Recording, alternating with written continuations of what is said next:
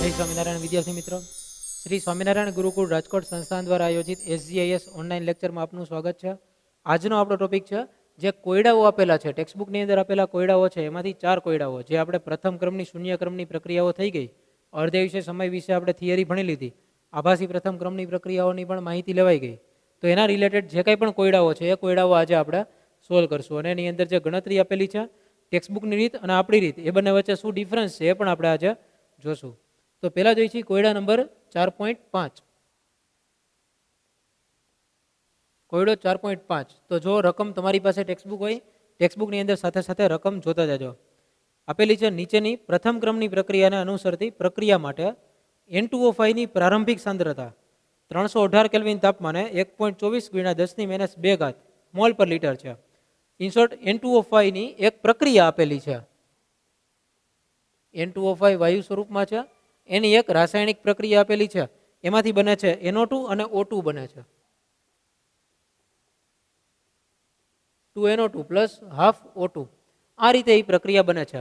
તો આ પ્રક્રિયામાં શરૂઆતની સાંદ્રતા આપેલી છે N2O5 શૂન્ય સમયની સાંદ્રતા, બરાબર. તો N2O5 ની શૂન્ય સમયની સાંદ્રતા 1.24 × 10⁻². 1.24 × 10⁻² મોલ પ્રતિ લિટર. અને બીજી એક વાત આમાં આપેલી છે, પ્રથમ ક્રમ આપેલો છે, બરાબર. આ પ્રક્રિયા છે એ પ્રથમ ક્રમની છે, એ આપણને ચોખવટ કરી દીધી છે. અને N2O5 ની સાંદ્રતા 60 મિનિટ પછી 0.2 × 10⁻² થાય છે. તો હવે આવે છે 60 મિનિટ. N2O5 અહીંયા લખવું પડશે 60 અને T બરાબર લખી દઈએ છીએ 60 મિનિટ. આના માટે જવાબ લખેલો છે 0.20 10⁻² મોલ પ્રતિ લિટર. આ રીતે આપેલું છે. તો હવે શોધવાનું છે શું, આપણને શું શોધવાનું કીધું છે? વાંચો, એમાં લખ્યું છે વેગ અચળાંકની કિંમત શોધો. તો વેગ અચળાંક ગણવો હોય જો પ્રક્રિયાનો 318 કેલ્વિન તાપમાન જ છે, એટલે કે તાપમાનમાં કોઈ ફેરફાર કરવામાં આવતો નથી. આપણે એનો વેગ અચળાંક શોધવો છે. તો પ્રથમ ક્રમની પ્રક્રિયા છે. પ્રથમ ક્રમની પ્રક્રિયા માટે વેગ અચળાંકનું સૂત્ર શું હતું? પ્રથમ ક્રમની પ્રક્રિયા માટે જો વેગ અચળાંકનું સૂત્ર વિચારીએ તો 2.303/T log R0/RT. આ રીતે આપણું સૂત્ર હતું. તો આની અંદર ખાલી બધાની કિંમત મૂકવાની છે. 2.303/T એ 60 મિનિટ છે. અહીંયા આવશે લોગ R0 એટલે શરૂઆતની સાંદ્રતા 1.24 × 10⁻². અને છેદમાં RT ટી સમયની સાંદ્રતા 0.2 × 10⁻². ફક્ત આનું સાદુરૂપ આપવાનું છે. 1.25 / 0.2 કરો, જે કંઈ પણ આવે એનો લોગ જોવો. લોગ કેવી રીતે જોવાય એની આપણે ડિસ્કશન સૌથી પહેલા થઈ ગઈ છે. સંતુલન ચેપ્ટર ભણાવ્યું ત્યારે તમને લોગ જોતા પણ સાથે શીખવાડેલું છે. તો આની ગણતરી કરો 2.303/60 અને જે કંઈ પણ જવાબ આવે એ તમારી કેની કિંમત હશે. 0.0304 ટેક્સ્ટબુકમાં આપ્યા મુજબ જવાબ છે 0.0304. 60 મિનિટમાં છે. આ તો કેન્સલ થઈ ગયું છે, તો આનો એકમ બનશે મિનિટ ઇનવર્સ, બરાબર. આ આપણો કેનો એકમ છે. અને હારે એ પણ ચેક કરવાનું કે ભાઈ પ્રથમ ક્રમની પ્રક્રિયા છે, તો પ્રથમ ક્રમની પ્રક્રિયામાં જે કેનો એકમ છે એવો એકમ અહીંયા આવ્યો આપણે, જો આવે તો સાચું કે ભાઈ, બરાબર. તો નહીતર આપણે કંઈક બીજો એકમ લખી નાખી. કેનો એકમ, વેગ અચળાંકનો એકમ ધ્યાન રાખીને લખવા જેવું છે, કારણ કે એ ક્રમ મુજબ બદલાઈ જાય છે એકમ. ત્યાર પછીનો કોયડો છે કોયડા નંબર 4.6. આ પ્રશ્ન છે અચળ દબાણે N2O5 એના ઉષ્મીય વિઘટનની પ્રથમ ક્રમની પ્રક્રિયા, બરાબર. N2O5 નું ઉષ્મીય વિઘટન થાય છે અને એની પ્રથમ ક્રમની પ્રક્રિયા માટે અમુક માહિતી લખેલી છે. તો ફરીથી પાછી N2O5 ની પ્રક્રિયા છે, પણ આ વખતે પ્રક્રિયા જરાક જુદી છે, બરાબર. જે પ્રક્રિયા થાય છે એ પ્રક્રિયા જરાક જુદી છે. N2O4 બને છે અને O2 બને છે. N2O4 અને O2 ગેસ આ રીતે બને છે. અને અહીંયા 2 મોલ N2O5 છે, 2 મોલ N2O4 સાથે બને છે. ઓકે, આ આપણને એક પ્રક્રિયા આપી છે જેની અંદર પ્રક્રિયકો અને નિપજો બધા જ વાયુ સ્વરૂપમાં રહેલા છે. તેના માટે માહિતી આપેલી છે કે શરૂઆતમાં સમય લખેલો છે. આ પહેલી વખત ત્યારે સમય સેકન્ડ ઇનવર્સ એનો એકમ હોય, પ્રતિ સેકન્ડ એનો એકમ હોય 0 સેકન્ડ, બરાબર. સમય છે ને 0 સેકન્ડમાં જ રાખ્યો છે. સમયનો એકમ 0 છે, સમયનો એકમ સેકન્ડ છે અને ત્યારે 0 કિંમત છે, બરાબર. તેનું કુલ દબાણ કેટલું છે? આપણે પ્રશ્ન હજી આપેલો છે. કુલ દબાણ એટીએમમાં છે 0.5 જેટલું. અને બીજું આપેલું છે જે આપેલું છે 100 સેકન્ડ. સમય જ્યારે 100 સેકન્ડ થાય છે ત્યારે કુલ દબાણ 0.512 એટીએમ થાય છે. બરાબર, આ આપણને કિંમત આપેલી છે. આના પરથી આપણે વેગ અચળાંક શોધવાનો છે. કેની કિંમત શોધવાની છે? અને પ્રક્રિયા છે પ્રથમ ક્રમની. તો પ્રથમ ક્રમની પ્રક્રિયા છે એમાં શરૂઆતની અને અંતિમ સમયનું દબાણ આપેલું છે. તો જો આગળના લેક્ચરમાં જેમ લખ્યું ગણતરી કરી હતી એ પ્રમાણે કે આવી રીતે દબાણ આપેલું હોય તો આપણે ડાયરેક્ટ આ સૂત્ર લગાડી શકતા નથી, કારણ કે ત્યાં સાંદ્રતા લખેલી હોય છે. આમાં પણ બધા વાયુ હતા, પણ આમાં સાંદ્રતા આપેલી હતી તો આપણે સીધું લખી શક્યા. પણ હવે સાંદ્રતા આપણે સીધી નથી લખી શકતા, આમાં દબાણ આપેલું છે. તો દબાણ માટે આપણે ફરીથી આખી ગણતરી કરવી પડે છે. બરાબર, તો આપણી પાસે પ્રક્રિયા લખવી પડે ફરીથી, અને પછી આપણે એનું દબાણ ગણી શકીએ કે એનું દબાણ કેટલું થશે. પ્રક્રિયા છે 2N2O5 ગેસ, સામે બને છે 2N2O4 plus O2 gas. Okay, તો આ પ્રક્રિયામાં શરૂઆતનું જ્યારે શૂન્ય સમય હોય, T બરાબર 0 હોય, ત્યારે શરૂઆતની સાંદ્રતા અથવા શરૂઆતનું દબાણ કેટલું હતું N2O5 નું? તો કે 0.5 એટીએમ જેટલું હતું. અને એવા સમયે નિપજ તો બની જ નહીં હોય એટલે એનું દબાણ તો 0 એટીએમ છે, કારણ કે ત્યારે નિપજ હજી બની જ નથી. ટી બરાબર જ્યારે 100 સેકન્ડની વાત કરીએ, 0 સેકન્ડ છે, 100 સેકન્ડ છે, 100 સેકન્ડની વાત કરીએ ત્યારે એના દબાણમાં ઘટાડો થશે. 0.5 માઇનસ 2x જેટલું બનશે એનું નવું દબાણ. અહીંયા 2x શું કામે બાદ કર્યા? કારણ કે N2O5 છે એ 2 મોલ છે, એટલે અહીંયા 0.5 માઇનસ 2x લખવા પડે. આવું આપણે સંતુલનમાં ભણ્યા હતા. આ બનશે 2x જેટલું દબાણ નવું, કારણ કે 2 મોલ N2O4 છે, અને અહીંયા ફક્ત આવશે x, કારણ કે એક જ મોલ ઓક્સિજન છે. તો આ નવું આવ્યું. હવે આપણે જો કુલ દબાણ વિચારીએ કે કુલ દબાણ કેટલું થાય, P ટોટલ કેટલું થશે કુલ દબાણ? તો P of N2O5 pressure of N2O5 plus pressure of N2O4 plus pressure of O2, આ બધાના સરવાળા જેટલું કુલ દબાણ મળે. તો પ્રેશર ઓફ N2O5 કેટલું હતું? 0.5 માઇનસ 2x. N2O4 નું કેટલું છે? 2x. અને O2 નું છે x જેટલું. તો આ બધાના છૂટા પાડીએ તો 2x 2x નીકળી જશે, તો બનશે 0.5 પ્લસ x. આ PT x ને કરતા બનાવીએ, x ને કરતા બનાવીએ તો બને છે PT માઇનસ 0.5. આ આપણી x ની કિંમત મળી ગઈ છે. આપણે પ્રેશર ઓફ N2O5 માં ફરીથી આપણે એકવાર મૂકીએ, એટલે આપણને x ની જગ્યાએ જે તે કિંમત મૂકવી છે એ મુકાઈ જાય અને આપણી પાસે એક આંકડો આવી જાય. પ્રેશર ઓફ N2O5 બરાબર છે 0.5 માઇનસ 2x. તો આ 0.5 એમને x ની જગ્યાએ મૂકીએ છીએ PT માઇનસ 0.5.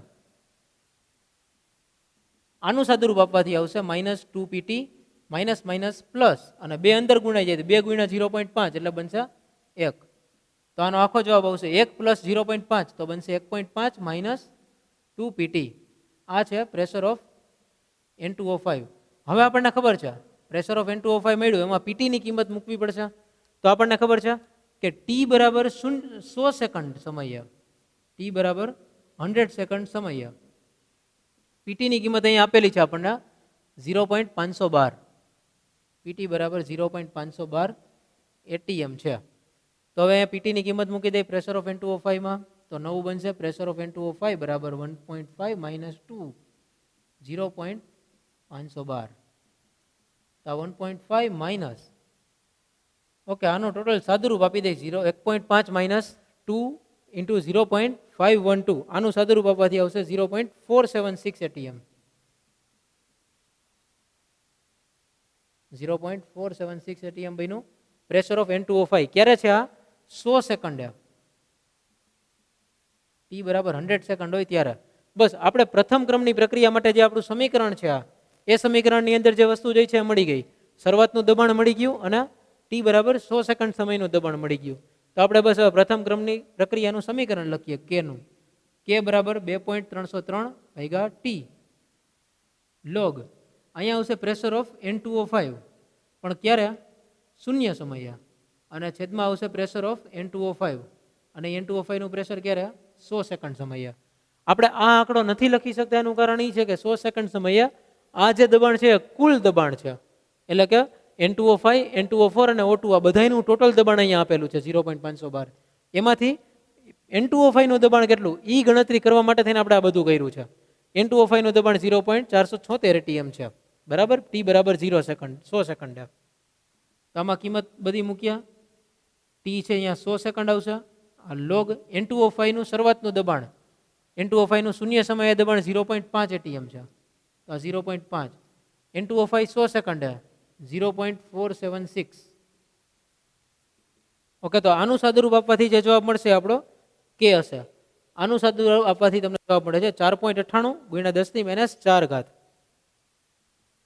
4.98 ગુણ્યા 10 ની માઇનસ 4 ઘાત સેકન્ડ ઇનવર્સ. આ વેગ અચળાંકનો કિંમત મળી. વેગ અચળાંક આવી રીતે શોધી શકાય. તો આ દાખલાની અંદર વેગ અચળાંક શોધ્યો. આ આપણે ગણતરી આની પહેલાના લેક્ચરમાં પણ કરી હતી, અત્યારે પણ ફરીથી એક વખત આ ગણતરી આપણે કરી છે. ત્યાર પછીનો કોયડા નંબર 4.7 જોઈએ. 4.6 કર્યો, હવે જોઈએ છીએ કોયડો 4.7. 4.7 ની અંદર અર્ધાયુષ્ય સમય પરથી શોધવાનું છે. તો અર્ધાયુષ્ય સમય હોય અને પ્રથમ ક્રમની પ્રક્રિયા હોય તો એ આપણા માટે સહેલું બની જાય. જોઈ છીએ હવે કોયડા નંબર 4.7. 4.7 નંબરનો કોયડો શું કહે છે? રકમ વાંચો ટેક્સ્ટબુકમાં. એક પ્રથમ ક્રમની પ્રક્રિયા માટે વેગ અચળાંક કે ની કિંમત આપેલી છે 5.5 ગુણ્યા 10 ની માઇનસ 14 ઘાત. બરાબર, પ્રથમ ક્રમની પ્રક્રિયા છે એટલે પહેલા તો ક્રમ લખી દેવાનો, એટલે સૂત્ર કયું સિલેક્ટ કરવું એ ખબર પડે. કેની કિંમત આપણને આપેલી છે 5.5 ગુણ્યા 10 ની માઇનસ 14 ઘાત સેકન્ડ ઇનવર્સ. 5.5 ગુણ્યા 10 ની માઇનસ 14 ઘાત સેકન્ડ ઇનવર્સ છે. બરાબર, તો શોધવાનું શું છે? પ્રક્રિયાનું અર્ધ આયુષ્ય કેટલું હશે, ટી હાફ કેટલો થશે એ શોધવાનો છે.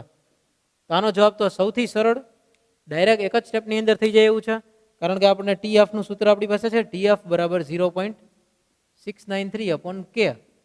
તો ટી હાફની કિંમત શોધવી હોય તો અહીંયા 0.693 લખી દો. કેની કિંમત આપેલી છે 5.5 ગુણ્યા 10 ની માઇનસ 14 ઘાત. બરાબર, તો આનો અર્ધાયુષ્ય સમય થાય છે 1.26 ગુણ્યા 10 ની 13 ઘાત સેકન્ડ. આનો ટેક્સ્ટબુકમાં આપેલા મુજબ 1.26 ગુણ્યા 10 ની 13 ઘાત સેકન્ડ. આ એનો જવાબ છે. આપણે દાખલો કર્યો 4.7. હવે જોઈએ છીએ કોયડા નંબર 4.8. 4.8 નંબરનો કોયડો છે. આ અલગ અલગ પ્રકારના કોયડાઓ હોય છે. બરાબર, આની અંદર 4.8 નંબર જે છે તમે વાંચો રકમ, એની અંદર લખેલું છે કે 99.9% પ્રક્રિયા પૂર્ણ થવા માટે લાગતો સમય એના અર્ધાયુષ્ય સમય કરતાં 10 ગણો હોય છે એવું કહે છે. બરાબર, પ્રથમ ક્રમની પ્રક્રિયા માટે એ આપણે સાબિત કરવાનું છે. દર્શાવો કે પ્રથમ ક્રમની પ્રક્રિયામાં 99.9% પ્રક્રિયા પૂર્ણ કરવા માટે જરૂરી સમય પ્રક્રિયાના અર્ધાયુષ્યના 10 ગણો જેટલો હોય છે. તો પહેલા તો આપણે એ વિચારીએ કે આમાં ગણતરી ચાલુ કેમ કરવી. બરાબર, તો સીધી વાત છે કે આ 4.8 સીધી વાત છે. આ ગણતરી સ્ટાર્ટ કરવી હોય તો આપણે પહેલા એ વિચારવું પડે કે કેની કિંમત કેટલી થાય છે. કેની કિંમત જોઈએ, કેની કિંમત સરખાવીએ તો આપણને બધી વસ્તુ મળી શકે છે. અથવા તો એના માટે સમય શોધવો પડે, ટી શોધવો પડે, તો આપણે કંઈક ગણતરીમાં લઈ શકીએ. અને ટી ને બેને એકબીજા સાથે સરખાવવાના છે. તો આપણે આપણું કામ પહેલા એ છે ટી ને શોધવાનું. કેની કિંમત માટે લખીએ 2.303 અપોન ટી. આને લખીએ છીએ 99.9% પૂરી થઈ, એટલે ટી 99.9 તરીકે લખ્યો છે. આ એવો સમય કે જ્યારે પ્રક્રિયા 99.9% જેટલી પૂરી થઈ છે. લોગ અહીંયા પ્રક્રિયાની શરૂઆતની સાંદ્રતા પ્રક્રિયકની અને અહીંયા પ્રક્રિયકની સાંદ્રતા છે 99.9% પૂરી થઈ ગયા પછીની સાંદ્રતા. બરાબર, આ રીતે લખ્યો છે, કારણ કે 99.9% પ્રક્રિયા પૂરી થઈ ગઈ ત્યાર પછીની સાંદ્રતા. તો હવે તમે વિચારો કે 99.9% પ્રક્રિયા પૂરી થઈ જાય છે. આવા ટાઈમે આપણે કેટલી પ્રક્રિયાની સાંદ્રતા લખી શકીએ? લખવી હોય તો કેટલી લખી શકાય? તો શરૂઆતની સાંદ્રતા આમાંથી આપણે કે જ રાખ્યો અમને 2.303 ટી 99.9 લોગ. ધારી લઈ કે શરૂઆતની સાંદ્રતા, આપણે જે શરૂઆતની સાંદ્રતા છે એને આપણે 100 તરીકે ધારી લઈ, તો 99.9% પ્રક્રિયા પૂરી થઈ ગઈ, એટલે કે એટલી એની સાંદ્રતા વપરાઈ ગઈ હશે. તો આના માટે શું શોધવું પડશે? અહીંયા R0 માઇનસ R 99.9 આ રીતે લખવું પડશે. R0 એ 100 છે તો 99.9 એ 99 છે, 99.9 છે એવું થઈ જશે. બરાબર, તો આપણે હવે આના માટે લખી શકીએ આખું સૂત્ર બાદબાકી કરીને. આપણે સૂત્રની અંદર એ લખવાનું હોય છે કે કેટલી સાંદ્રતા વધી છે આપણી પાસે. તો સાંદ્રતા વધી છે 100 માઇનસ 99.9 જેટલી સાંદ્રતા વધી હશે આ ટાઈમ પછી. 2.303 ટી 99.9 log 100 એના છેદમાં 0.01 આ આપણી પાસે વધ્યું છે, બરાબર.